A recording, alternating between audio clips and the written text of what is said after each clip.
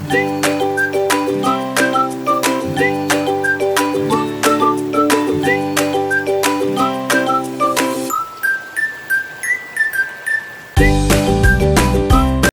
day at day good mga ka-GT Sakalang. Good morning sa lahat at ito po nasa UPLB po uli ako at nag-jogging po ako after ko po mag-bike kahapon. At shoutout po dun sa kasama ko na hindi man lang nagbigay ng Tasamiya salad mga ka-GT. Nakakasama ng loob tapos tutuusin pa yung presyo ng nakain. Pati yung ubas na hindi ko naman kinain. Isinasama sa tuos mga ka-JT. At shoutout po sa aking inaanak na nakasabay ko po dito sa UPLB. At ayan, nakita nyo naman po, ay bibili ko po sa Pasko yan ng, ng headband, alam mo to, sleeves at tsaka yung nipad sa tuhod. Siyempre, nipad nga eh. At mahabang medyas, yung pang Boy Scout mga ka-JT. At ayan po, busy po siya dyan. Tumikot po kami dyan, tinangali na po kami dyan, tapos nagkahiwalay po kami dyan mga ka-JT at hindi na po sila sumama sa akin at ako inikot ko po yung isang parte ng sa may kabilang side po, sa may staff housing, doon po ako umikot at dyan po, umikot naman po syempre kami sa may papuntang Iri mga ka-JT at umikot lang po tayo doon tapos dumaan po tayo sa may St. Teresa at syempre dumaan lang po at inabot po namin na misa at napakabilis po maglakad niyan na kasama kong yan. Hanggang sa nagkahiwalayo kami nang papunta na po kami ng Raimundo at sa Raimundo po malaki na po yung pinagbago. Meron na po mga kainan at meron na rin pong gate na lagi po sarado yun talaga. At mga ka-JT, mekos-mekos lang po tayo dyan at marami po nagja-jogging dyan. Konting diet pa JT at medyo masyuba-syuba ka pa. At dyan po, nakita nyo naman po, pagkalampas po namin engineering department, at makikita nyo po yung bundok na yan, ay sa may puto po yan, at ang hirap po na may ubot, may sipon mga ka-GT. Basta dire-diretso lang po yan, tapos kaliwa lang po kayo at makikita nyo na po dyan yung tawag dito, Erie at magsasawa po kayo sa aking kamukaan mga ka-GT. Mauumay po kayo, lagi po ako ang picture sa pagbubukin kong to mga ka-GT at may dala po tayong stick. Pasensya na po kung nagtatanong po kayo mga ka-JT kung bakit wala akong 360 wala po tayong pambili at wala po tayong kaperahan. At dito nga po, kumain nga po kami sa isang kainan isipin nyo po yun, hindi man lang nag-alok ng Tasamiya salad mga ka-JT. Buti na lang yung burger nakain ko po tapos yung brownies pa na cookies and cream na brownies, inago pa sa akin yung isa, yung pala ililista sa akin mga ka-JT. Sinabi ko naman sa kanya, araw-araw na lang hulog, parang Bombay. Wala pa naman po yung tuos mga ka-JT, pero nakakasama ng loob doon, yung tasami niya salad. Hindi man lang talaga nagbigay, talaga tapos nagligpit pa. At yan po, lampas lang po ulit tayo dyan sa engineering department. At tawid lang po tayo dyan sa kalsada, tapos ingat-ingat din po tayo. Kaya po kami sa kalsada naglalakad niyan, wala pa naman pong sasakyan nagdadaan. Umikot po kami dyan sa may Erie at syempre para ma-race ko po yung 7 to 8 kilometers to 10 kilometers na walking, jogging para yung pawis ko po ay talaga namang sobrang sobra. Doon po pagkatapos ko po dyan, umikot lang po ako, nag-walking na po ako dyan nang pagpawisan na po ako at ayun, inaantay ko po yung mga kasama ko dyan, mga JT. At shoutout kay Pinsan Chino na hindi ko po nakasama, tinangali po ako ng gising. Pinsan Chino, next time na lang. At usapan namin, magja-jogging din dapat. At ayun, habang palang naglalakad po ako diyan, nagkukuwentuhan yung kasama ko diyan tapos ayan nakita ko po si Kuya na naglilinis. Nagdadampot po siya pa diyan ng pili. Yung pala pili nuts pala po yung nakikita niyo mga puno na yan. At tumawid na po ako sa kabila, but walang sasakyan. At ate, sana all pag lumingon ka, ewan ko lang, hindi naman po lilingon at busy po sa pagchat-chat mga ka-JT. Dyan po, muntik na po ako hindi matalisod dyan. May tumawa po sa akin dyan na tapahan ko po yung bato. Siyempre, nagpapakit pa ako maglakad dyan. At after po nyan, magsasawa po kayo sa kamukhaan ko mga ka-JT. At may dala po ako stick dyan. Kahabaan po yan ng Erie. Hindi naman, masarap po kasi mag-jogging at mag-walking dyan para wala pong stress sa sasakyan. Pagkaikot po namin dyan, iniwan ko na po sila dyan. Tapos dumiretso kami sa St. Teresa. Sa St. Teresa po, dumaan po kami, wala po akong nakitang doon, yung kandi-kandila. At syempre, wala po akong barya, uutang po sana ako ng kandila at next time ang bayad. At ito po, nakita nyo naman po, medyo magalaw yung stick ko kasi po ay medyo sira na at wala po tayong pambili. At ayan, nakakahilo lang po yan mga ka-JT. Sa paglalakad ko po niyan, marami na po akong nakakasalubong dyan mga ka-JT. At ito po, maganda nga po yung cellphone ko, nagsishake mga ka-JT. At sana po, may mag-sponsor dyan kahit Camera 360 lang at ayan pagkaikot po namin at eto na po, pabalik na po ako at kumanan po tayo diyan papunta naman po 'yan ng ano, ng kaliwa pabalik po sa pinanggalingan namin at kanan papunta po sa Saint Therese. At diyan po marami na po akong nakikitang nagpupunta nagjo-jogging mga ka-GT, ang dami na po akong nakakasalubong diyan. Ayan po yung sinasabi ko sa inyo na bagong gawang road, papalabas ng UP Gate. Basta 'pag diniretso niyo po 'yan ay UP Gate po 'yan tapos padiretso po Raimundo at dumaan lang po kami diyan sa may Saint Therese. At after po diyan sa tulay na 'yan ay may Saint Therese po diyan church at, dumaan lang po tayo do'n. At after po namin makadaan do'n, dumire-diretso lang po kami mga ka-GT at, ayan nakasalubong ko lang po yung mga nagjo-jogging. Ang dami po nagjo-jogging sa tuwing Sunday diyan sa UPLB lalo't Sabado merong nagsusumba. At ayun po nagkahiwalay na po kami diyan ng kasama ko. At ayan, nag-chat po sa'kin na nando'n na raw po sila sa sasakyan at ayun ako naman dumiretso pa po at binikot ko po yung sa may staff housing mga ka-JT sa may kabilang parte ng UPLB, sakop pa rin naman po ng UPLB yon.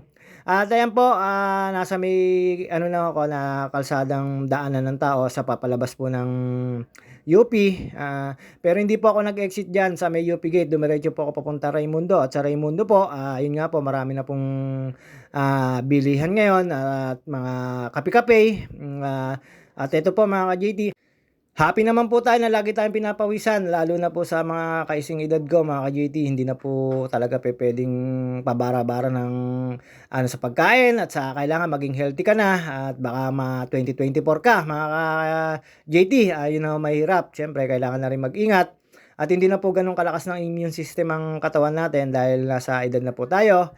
Depende na lang po sa iyo kung paano mo gagawing healthy ang katawan mo at after po nun eto tumawid lang po ako diyan, papunta na po ako sa may gate mga ka-JT at siyempre sa tamang tawiran po tayo. At yon yung aking naman pong paglalagay ng sabila ay nagbubunga, nakita niyo naman po yung aking buhok, medyo kumakapal na mga ka-JT, hindi ko po alam kung bakit po nanipis at, ayan nakita niyo naman po ako, tumawid lang po ako. Napakalikot po ng aking stick, alam niyo na po. Kahoy lang po kasi yan mga ka-JT at ayan tumawid lang po ako sa may kabila para makatawid po ako sa papunta Raimundo at umikot lang po ako mga ka-JT at ayan, sinasabi ko po sa inyo, magsasawa po kayo ngayon sa mukha ko at shoutout nga pala po sa mga nanonood sa akin at sa mga magpa-follow sa akin at nakapalo, yung mga nagbagong follow, alam niyo naman po kung sino kayo. Maraming salamat po, nalimutan ko lang po yung mga pangalan niyo lalo sa Toktik. Maraming salamat sa nagpa-follow sa akin sa TikTok po, ayun. At ito po, shoutout po kay Edwin Inolba at kay Soiti Manalo. At diyan po, dire-diretso lang po tayo, tumawid lang po tayo sa kabila, papunta na po Raimundo at diyan niyo po makikita yung sinasabi ko na malaki po pinagbago ng gate ng Raimundo. Dati po sa gate ng Raimundo ay bahay lang po yung makikita nyo pero ngayon na meron na po mga ano sa may mismong bago pumasok ng gate. Meron na po mga kainan at kapihan at nakita ko po doon si Kuya na naglilinis at ito po nasa may kabilang way na po ako ng papuntang Raimundo mga ka-GT at diyan po siyempre mekos-mekos lang tayo, pakit lang.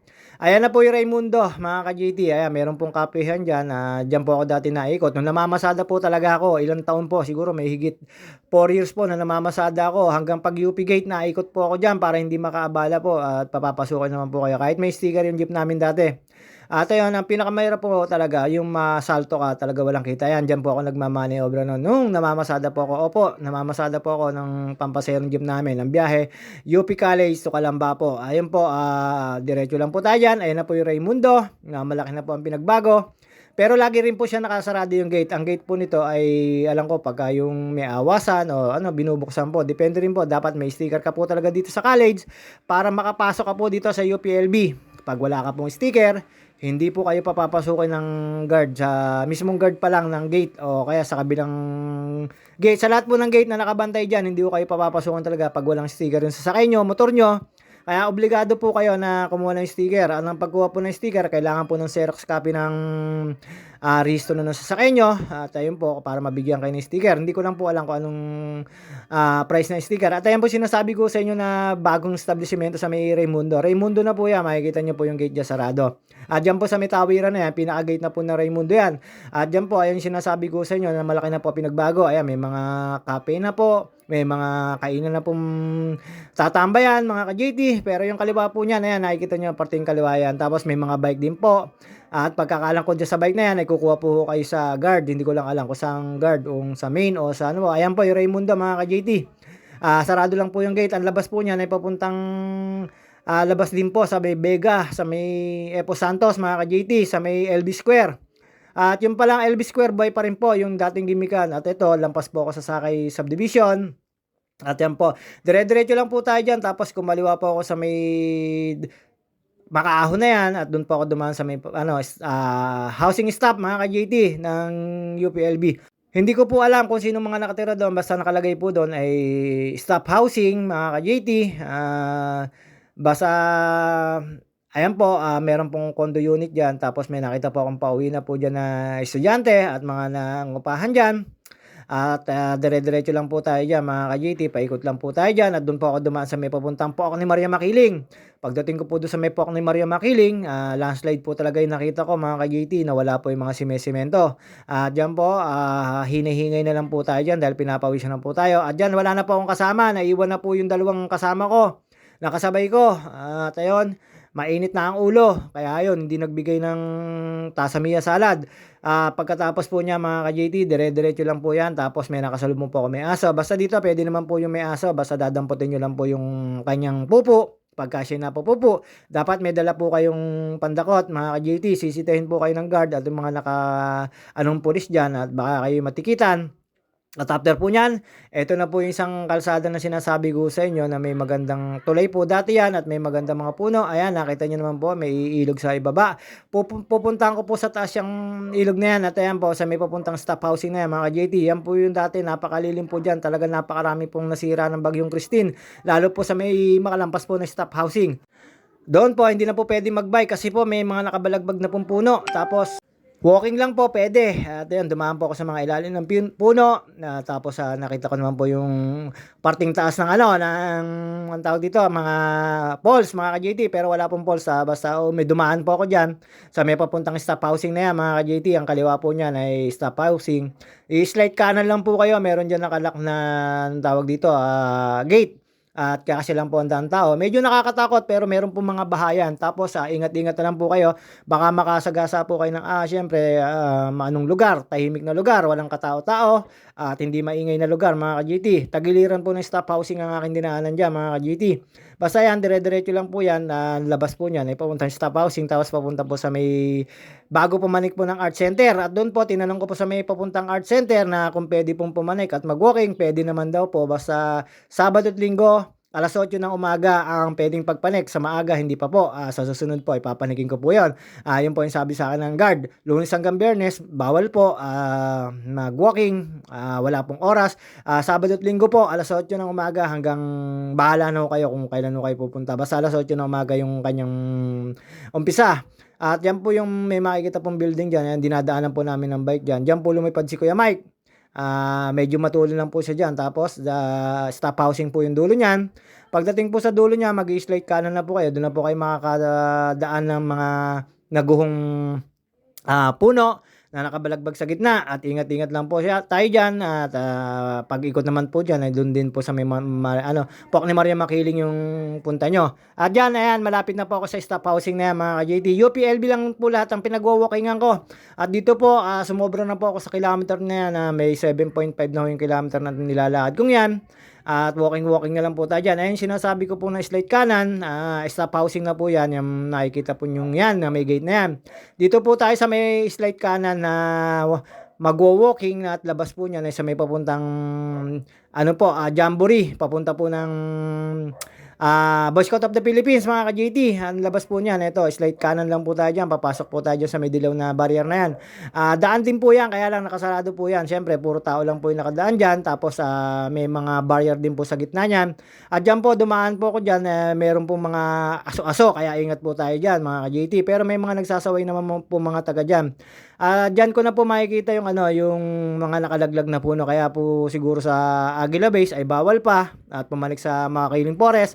Siguro sa dami po ng gumibang puno dahil sa kadahilanan si Bagyong Christine. Sorry po, tao lang po. Diyan po, ayan, nakita nyo naman po, ang dami pong puno na nasalanta ng Bagyong Christine. Lalo po sa may parting gitna niya, may mga nakabalagbag na pong puno-puno. At yan, dumaan na po ako dyan sa puno na yan. Yan pa lang po yung unang puno. Tagiliran na po yun ng stop housing. Yung Dinadaanan ko 'yan, kalsada po 'yan, na noon dati pong binabike ko po 'yan ay kalsada. Ngayon hindi na po madadaanan ng bike, puwede naman po, iaangat niyo, ayan nakita niyo naman po nakabalagbag sa ang puno na 'yan, tinatabas din po. Nakita ko rin po pala na naglilinis po ang mga kawani ng UP at ayan nakita niyo naman po, ayan oh, pinapanik ko po 'yan mga ka-JT. Naghahanap po ako ng babaan diyan pero wala akong makitang babaan mga ka-JT at hanggang dun sa may ibabaw at meron po dun sa may bahayan, nag-stay lang po ako dun tapos naghilamos lang po ako mga ka-JT. At diyan pagkatapos ko po diyan na wala akong makitang pagbababaan, tatambay sana ako, dumiretso na lang po ako. Ayan po yung mga puno-punong sinasabi ko sa inyo na delikado po pagka nag-bike pa po rito. Kasi paahon yan papunta ka doon pero pag pabalik ka, palusong po yan mga ka-GT, 'di ba? Ang galing ko magpaliwanag, no? Ayan po yung mga puno. Siyempre, pag umahon ka, natural pabalik palusong. At ayan mga nasalantang puno mga ka-GT. At medyo nag-ingat lang po tayo diyan baka kasi siyempre may mga sawa-sawa or ahas na nakatambay diyan pero tingin ko naman wala po kasi daan tao rin naman po 'yan. Basta paikot lang po tayo diyan mga ka-JT, hindi ho kayo mawawala diyan sa UPLB. Nakakatakot lang kasi medyo mahaba yung lakarin. At ayan po yung sinasabi ko sa inyo na maaso at na mababait naman po yung aso, sinaway ng mga taga diyan.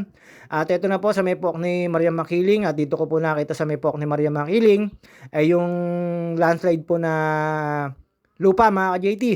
At yan po, dati ko pong binabike yan tapos pag, after po niyan, meron na po akong nakitang lupa-lupa diyan sa gitnang kalsada mga ka-JT kaya po gumitna na po ako at putik po talaga siguro sa sobrang lakas po talaga ng bagyong Christine ay hindi na po kinaya ng Mount Makiling yung, lupa at tubig kaya po bumaba diyan tapos may nakita po ako, kulabo pa po yung sa may swimming pool. Dati naman po malinis at ayan, pagkakaalam ko pinagbo-boy scoutan din po yan, pinagkakampingan. Dito may mga bahayan din po dito mga ka-JT. At kung maaari po ay wag na po muna kayo dumaan dito mag-bike. Lakad puwede po kasi sa dami po nung punong tumaob dun sa nadaanan ko. At dito po paahon po yan. Tapos ayan nakita ko na po yung ano, yung sinasabi ko sa inyo sa Pok ni Maria Makiling na nag-landslide mga ka-JT na nasa kalsada. Hindi ko lang po alam kung kailan malilinis 'to pero pagkakaalam ko ay matatagalan po ito. Para po sa Aguila Base siguro ganito rin po yung mga dinanas do'n at baka may mga nag-ibang kalsada, o may mga nadadaanan na bangin. Ayan po yung Mount Makiling ano na po ito, tapos sa Pok ni Maria Makiling po 'yan, yung kaliwa na 'yan mga ka-JT. Ayan po yung sinasabi ko sa inyo na kanina na medyo parang gatas pa yung tubig at ayan, daan po 'yan sa may Pok ni Maria Makiling na hindi ko po napapanik pa ng bike kasi bawal po at baka madulas po at madahon. Ayan oh, nakita niyo naman po, Pok ni Maria Makiling Arco, tapos diretso lang po tayo diyan. At diyan ko na po nakita yung ano, yung sinasabi ko sa inyo parang mga ilog-ilog mga ka-JT at merong mga sinampay mga ka-JT. Ayan, nakalampas na po ako dun sa landslide na lupa sa ni Pok ni Maria Makiling. At dito po, nag-stay po muna ako diyan, pawis na po ako diyan. Ayan, dumaan po ako sa ilalim ng isang puno, nakabalagbag pa uli dito. At dumaan po ako diyan sa may ilog sapa, mga ka-JT. At nagpahinga at naghilamos ng konti at nakita ko po si Tatang at si ate na mayroong tindahan diyan pero hindi na po ako nagkape, bawal po sa ng kape. Dapat sa akin ay gatas or chocolate sa umaga na mainit pero kape hindi ko na po sinusubukan at lalo alak, bawal na bawal po sa akin. Kaya po pasensya na po sa mga tropa natin na mag-aalok ng uminom, bawal na po talaga kay JT sa kalam. Mahirap na po baka mga 2024 ako o mga 2025. Ayan po, nasa parteng taas na po ako. Binaba ko po yan at naghilamos ako mga ka-JT. Ang lamig po ng tubig, napakasarap pong umistay. Ayan, pagkatapos ko po maghilamos dyan, dumiretso na po ako. Umikot na po ako sa may papuntang art center pero hindi po ako pumalik na art center, babalikan ko na lang po. Ayan, may kuweba pong pababa at tapos ito po nakita niyo po yung dating magandang mga puno-puno talaga ay sa sobrang lakas siguro ng hangin at makaka-recover naman yan, mga ilang buwan lang babalik sa dating sigla yung puno ng dito sa Mount Makiling. At dito po ay labas na po nito ay sa may Jamboree, sa may Boy Scout of the Philippines, doon sa may arko ng papuntang art center mga ka-JT. Dito may nakasalubong po ako ng nangangahoy at mag-iinang pauwi dyan sa kanila at marami naman po kasing bahayan dyan sa may nalampasan ko po mga lugar mga ka-JT. At doon po, paikot lang po ito at mga ka-JT. Pawis na po ako dito at maraming salamat nga pala po sa mga nanonood sa akin at nagpa-follow. Huwag niyo po sana akong sukuang pag-follow at salamat po sa mga nagpa-follow sa'kin at nanonood. Maraming salamat po sa inyo. At diyan po pagkaikot ko po 'yon, eto na po yung sinasabi ko sa inyo na malapit na po akong, makaikot dito. Ang labas na po nito ay sa may Arco mga ka-JT. At, dito na po kinausap ko yung ano, paikot lang po ito, bababa rin po ng UP yan tapos pag kumaliwa ka papunta pong Picard. Pero ako hanggang dun lang po sa may Arco. At kumano na po ako at may nag-aantay ako, ayan po yung Arco na papuntang Art Center. At yan ang gustong-gusto kong panikin at buti na lang, nakausap po yung guard tuwing Sabado at Linggo. 8:00 daw, puwede nang pumanik, walking, babalikan po kita, 'di maaaring hindi kita papanikin at napakaganda po diyan sa Art Center. Pagkakaalam ko ay Marcoses pa yan, panahon ng Marcoses, matandang Marcos. Mga ka-JT at, mga ka-JT, mga ka-Natics, hanggang dito na lang po tayo. Ako'y magpapaalam po munang panandali at see you on my next vlog mga ka-JT at sa next po ay